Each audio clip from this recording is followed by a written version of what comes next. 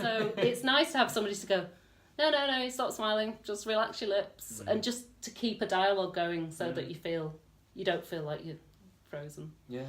So it's interesting. So kind of bringing together the things you're saying, it sounds like you have the structure, but you also have the freedom to go, whether it's photography or music or creating something electronically or writing something or even just how I am with people.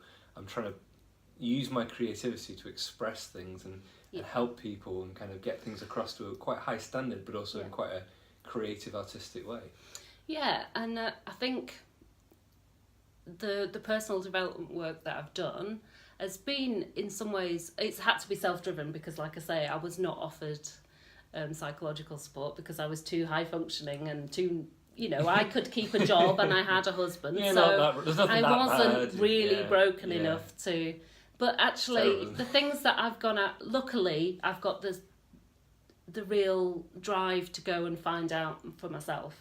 So I've spent a lot of time asking myself very basic questions. Who am I? What do I want to do?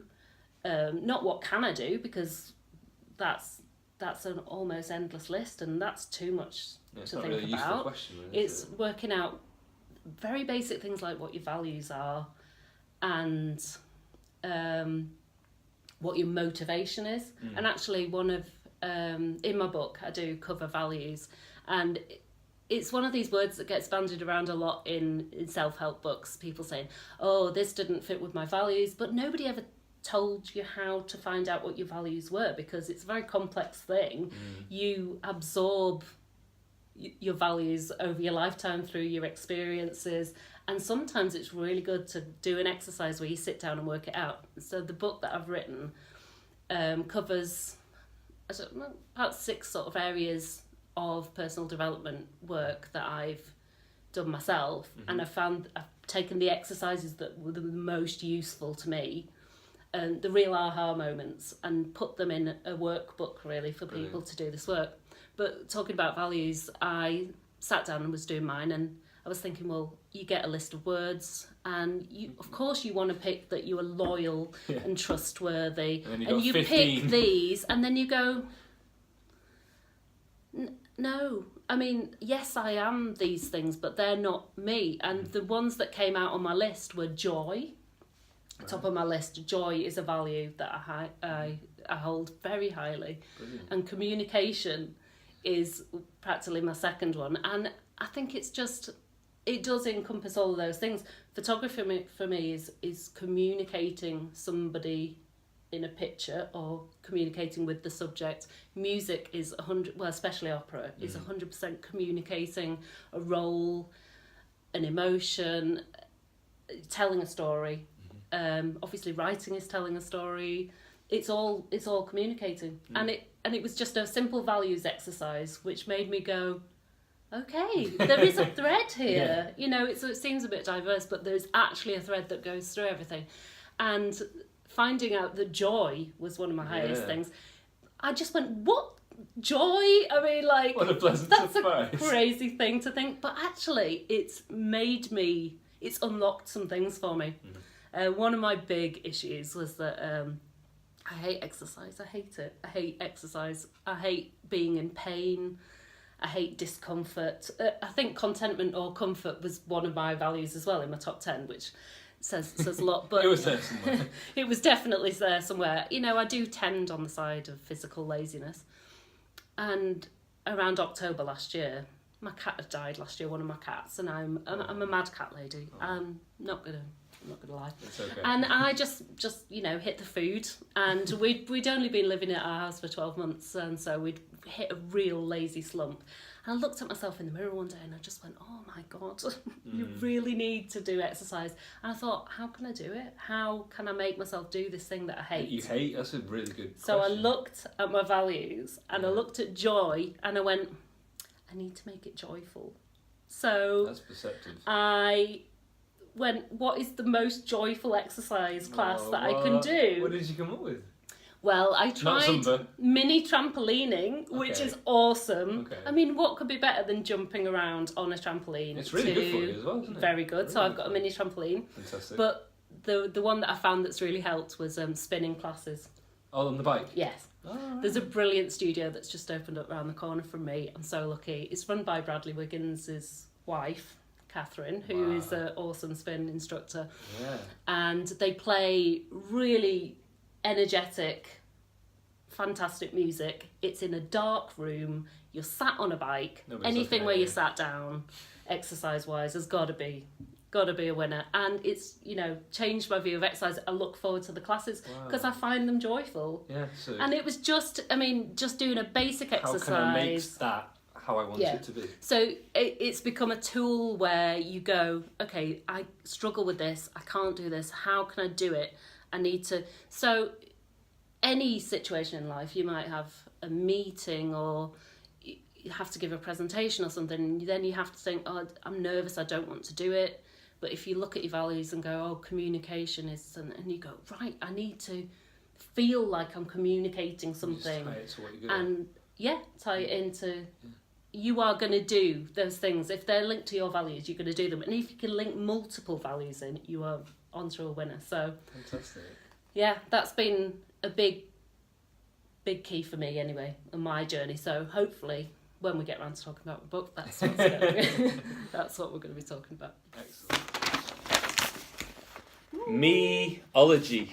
Now, have you made up that word? Yeah, well... Is that a word, made up word? Yes, I've Googled it. I don't think anybody else has really taken ownership of it. Me-ology. I was thinking of selfology, but I think that was taken by Selfish, someone. or... I think it was taken. Okay. But meology... So me-ology, the art of understanding for personal growth. Self-understanding. Self-understanding. Yeah. See, I need to read this because I can't read Yeah, it. no, it's fine. So Brilliant. meology, the art of self-understanding for personal growth. So this is the book that you're writing Yeah. at the moment. Okay. So,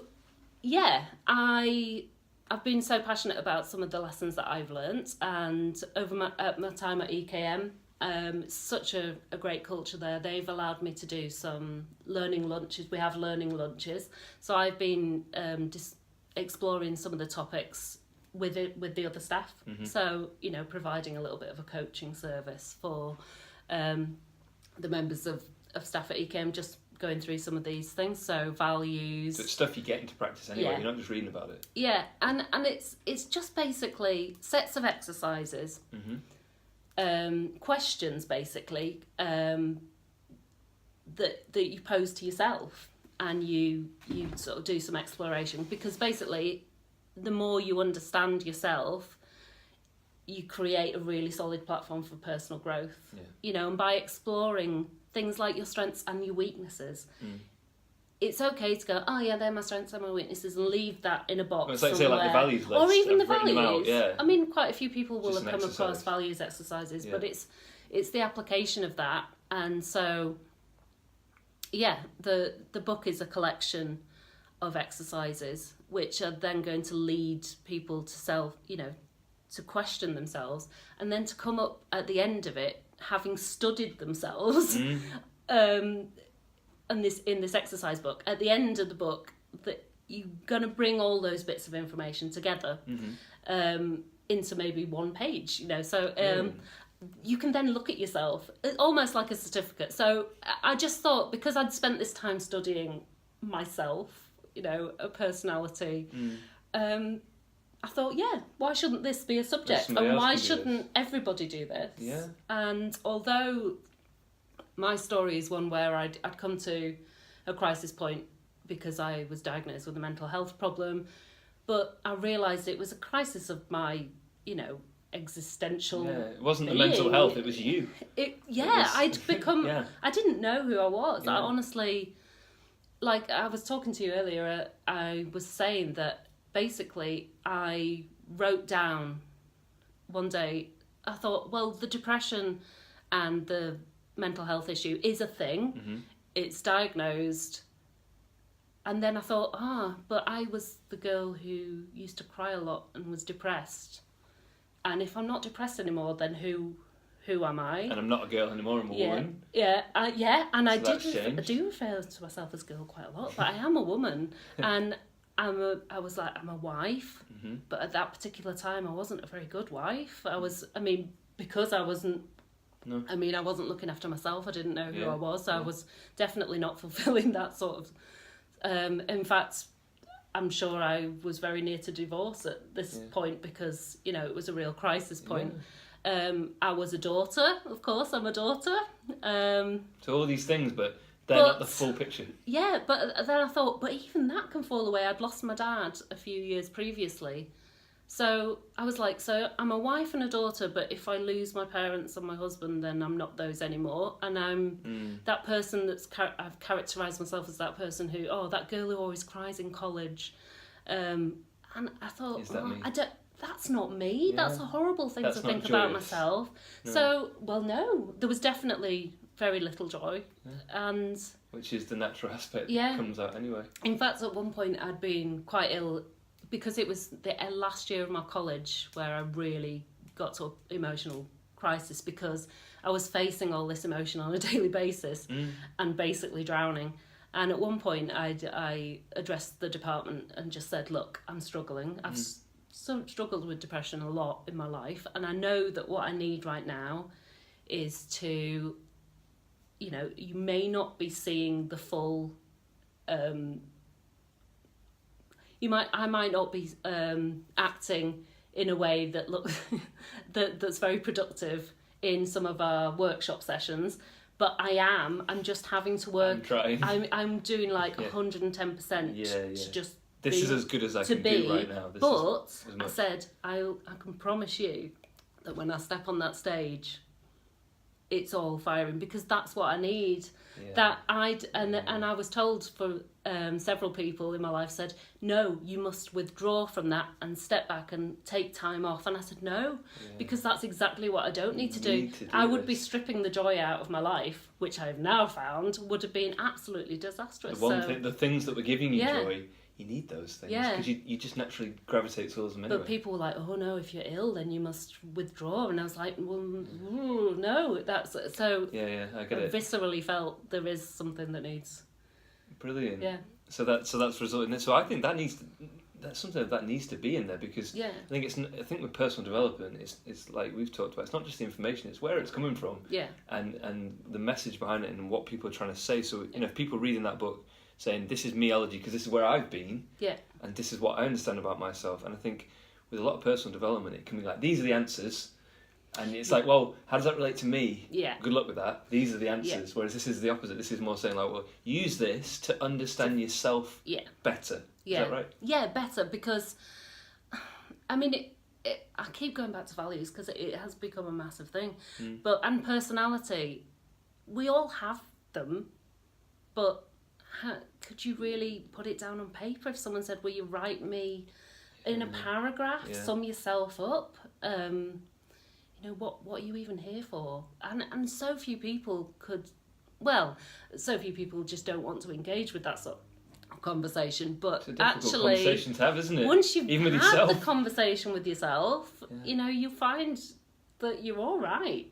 Because we are all right. That's the thing. Even if you've got bipolar disorder, there's plus sides to that. You know, there is. I actually, like I said, I actually saw it as, I actually see it as partly a gift. It's something that I have to learn to manage, but it's, you know, it's part of me. So, meology is part. You know, that is just one little box in my certificate of like me.